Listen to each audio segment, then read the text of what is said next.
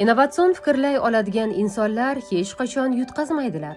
Mag'lubiyatlar yoki muammolar ulardagi yangi g'oyalarni paydo qiladi. Keling sizga motivatsiya bera oladigan 3 ta startaper bilan tanishamiz. Steve Jobs. Apple asoschisi Steve Jobs 1985-yilda o'zi asos solgan kompaniyadan boshqaruvdagi kelishmovchiliklar sabab haydaladi.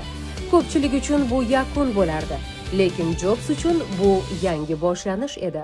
Shundan so'ng u Next kompaniyasini ochadi va parallel ravishda Pixar studiyasini rivojlantiradi.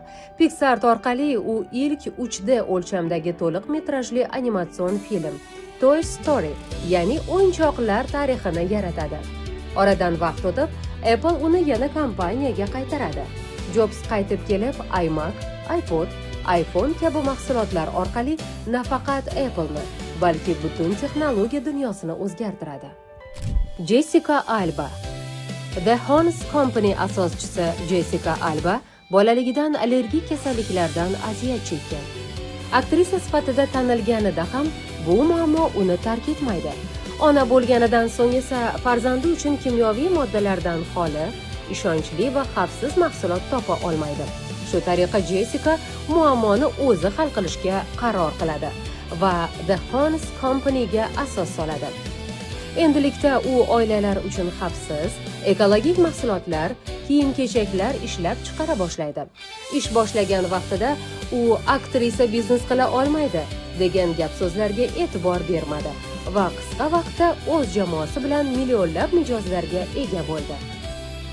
Sam Altman, OpenAI'ning bosh direktori va siz uchun allaqachon tanish ChatGPT asoschilaridan biri Sam Altman ham o'z kompaniyasidan ma'lum vaqtga chetlatilganini bilarmidingiz?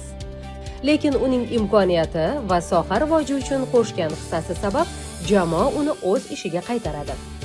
Umuman 19 yoshida ilk startapini yaratgan, 21 yoshida millionlab kapitalga ega bo'lgan bu ishbilarmon innovator har bir muvaffaqiyatli loyihadan so'ng o'zi uchun yangi marrani tanlaydi va izlanishda davom etadi.